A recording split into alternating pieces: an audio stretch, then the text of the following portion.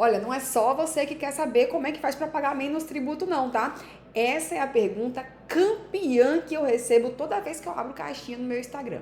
Todo mundo quer saber como é que eu faço para pagar menos tributo. Afinal, a carga tributária no Brasil é elevadíssima. E dentro da legislação tributária, tudo que a gente puder fazer de economia para pagar menos tributo, tá valendo. E fica todo mundo querendo saber essa resposta.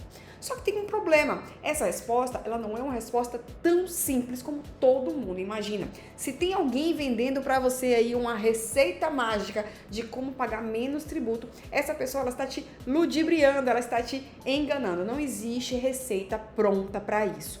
Você precisa, obviamente, da análise de um profissional habilitado e capacitado tecnicamente para que olhe para as operações da sua empresa e consiga trazer essa informação.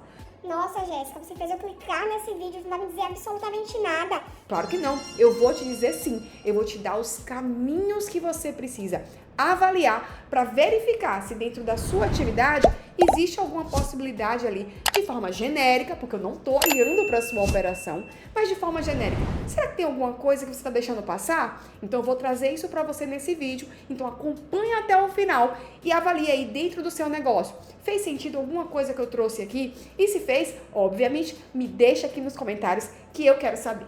Então vamos lá, dica número 1 para pagar menos tributo. Escolha corretamente o seu regime de tributação. Nossa, Jéssica, papo jurídico descomplicado com regime de tributação? Eu não faço a menor ideia do que é isso. Você sabe porque você está enquadrado em um, se você for um profissional que trabalha e pratica aí atividades de comércio ou de serviço. Já ouviu falar em Simples Nacional? Simples Nacional é um dos regimes de tributação permitidos no Brasil hoje. Só que além do Simples Nacional, existem também os regimes do lucro presumido e do lucro real. Acontece que a maioria das empresas, sempre que inicia um novo negócio, ela já se enquadra de imediato, desde que haja permissão, porque nem todas as atividades são permitidas de estarem no Simples Nacional, mas em regra, se houver permissão de enquadrar no Simples Nacional, é lá que as empresas iniciam as suas atividades. Então elas começam já enquadradas no Simples Nacional. Acontece que nem sempre essa é a melhor alternativa de regime de tributação. Vamos começar com os pontos positivos de você estar enquadrado no Simples Nacional.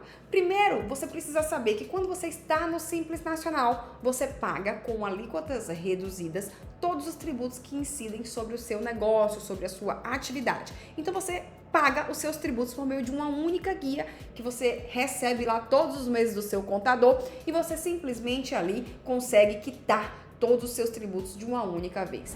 A depender do seu faturamento e da sua atividade, você vai estar enquadrado ali em alguma faixa e vai saber a sua alíquota de tributo a pagar. Então, por exemplo, se você estiver num serviço de telecomunicação e estiver na primeira faixa ali, significa o menor faturamento possível dentro daquele anexo, você vai pagar somente 6% de tributo. Então, a depender do seu faturamento, claro que vai estar mais favorável você estar no Simples. Acontece que ninguém abre uma empresa para estar faturando pouco. Você quer sempre faturar mais. À medida que você fatura mais, você sobe de faixa e a sua alíquota aumenta. Então, por mais que lá no início tenha sido vantajoso você estar no Simples, toda vez que você muda de faixa, você precisa fazer essa análise para garantir que ainda com a alteração da tributação, ou seja, com o aumento da sua alíquota, ainda vale a pena você estar dentro desse regime, tá bom? Então, de modo geral, esse é o ponto positivo de você estar enquadrado no Simples Nacional. Agora vamos aos pontos negativos. Então, além de sempre avaliar todas as vezes que você muda de faixa, existem outros fatores que podem aí estar contribuindo para você estar pagando mais tributo sem nem ter se dado conta. Por exemplo, você está iniciando um negócio. Lembra que eu falei que todo mundo que começa entra no Simples Nacional? Talvez seja vantajoso, mas talvez não. Por quê? Por exemplo, existem tributos que incidem sobre a renda, eles incidem sobre o seu lucro. Por exemplo, o imposto de renda é a contribuição social. Se você estiver enquadrado no regime do lucro real, você só vai pagar esses tributos se você tiver lucro. Acontece que no Simples Nacional, mesmo você não tendo lucro, você vai pagar esses tributos. No lucro presumido é a mesma coisa, porque no caso do lucro presumido, você presume o lucro para efeito de cálculo de imposto de renda e contribuição social. No caso do Simples Nacional, você paga esses tributos sobre o seu faturamento. Então, a depender do investimento que você vai fazer para abrir o seu negócio e quanto tempo você precisa ali para se recuperar, né? Porque todo negócio que você abre, ele tem um tempo para ele começar a dar lucro. Então, a depender do seu investimento inicial e de quanto tempo seja necessário para você recuperar o valor investido, você vai ficar aí muitos anos sem pagar imposto de renda e contribuição social se você estiver no lucro real. Então, precisa se verificar, você precisa fazer essa conta, essa projeção para entender o que é mais vantajoso. Eu pagar o imposto de renda e a contribuição social com alíquotas menores no Simples Nacional ou no lucro presumido, ou me enquadrar no lucro real e não pagar esses tributos por X anos, a depender da projeção que você vai fazer. Você não pode analisar nenhum desses tributos de forma isolada, tá? Eu falei do imposto de renda e da contribuição social, mas existem outros tributos. Você tem que fazer um verdadeiro combo, analisar sua operação como um todo, tá? E aí você vai chegar no número final de tributo que você paga, e aí você vai entender qual é o seu melhor regime. Sabe outra coisa que tem sobre o regime? Quando você é uma empresa de comércio, você todas as vezes que você compra algo para revender, né? Pensando num comércio, você compra para revender, ou até numa indústria que você compra insumo para poder fabricar, dentro dessa compra que você realiza, existem tributos que incidem sobre o consumo. Que tributos são esses, Jéssica? ICMS, IPI, PIS e COFINS. Quando você é uma empresa comercial e você está no Simples Nacional, toda vez que você compra, você paga esses tributos na sua compra, mas você não se aproveita de absolutamente nada. Nada que você compra te dá direito a créditos. Quando você está no regime do lucro presumido ou do lucro real, todos os valores que você paga a título de ICMS e IPI te permitem créditos. O IPI vai depender da finalidade, o ICMS também, mas pensando na revenda, você pode tomar créditos de ICMS. Pensando em insumo para a fabricação de um produto acabado, você pode tomar créditos de ICMS, pode tomar créditos de IPI. E olha só, se você estiver no lucro real, além do ICMS e IPI, você também pode tomar créditos de PIS e COFINS. Jéssica, o que é tomar créditos? Bom, quando você compra, esses tributos, eles estão na nota fiscal de compra. Você pagou por esses tributos. Assim como todas as vezes que você vende, melhor dizendo, você embute esses valores no preço do seu cliente, que você vai cobrar dele, tá? Então, todos os tributos que você tem dentro de uma operação, você tem que embutir no preço, senão você está achatando a sua margem. Então, quando você compra e você paga, se você não estiver no lucro, se você não estiver no Simples Nacional, melhor dizendo, esse valor que você pagou na entrada, você lança a crédito na sua apuração. E tudo que você vendeu e que gerou a obrigação de pagar o tributo, você vai abater do crédito da entrada e vai pagar o tributo somente da diferença. Então, a depender da alíquota que você esteja enquadrado no Simples Nacional, pode ser que o fato de você não tomar créditos deixe sua operação mais cara. Por isso que eu falo que não tem fórmula mágica. Tudo depende de várias análises, de vários cálculos que você vai fazer. Mas uma coisa é certa, se sua folha de pagamento ela é muito alta, muito provavelmente é melhor você estar no Simples Nacional. Porque quem não está no lucro, quem não está no Simples Nacional, Porque quem não está no Simples Nacional só a título de contribuição previdenciária, ou seja, o INSS patronal, incide a alíquota de 20% sobre a sua folha de pagamento, tá? Então, em regra, óbvio, tudo depende de cálculo, mas em regra, se sua folha é muito alta, a depender do seu faturamento também, então, olha, quantas variáveis nós temos. Mas, em regra, vai ser mais vantajoso você estar no Simples Nacional. Mas, em resumo, essa primeira dica é: analise corretamente o regime de tributação ao qual você está enquadrado.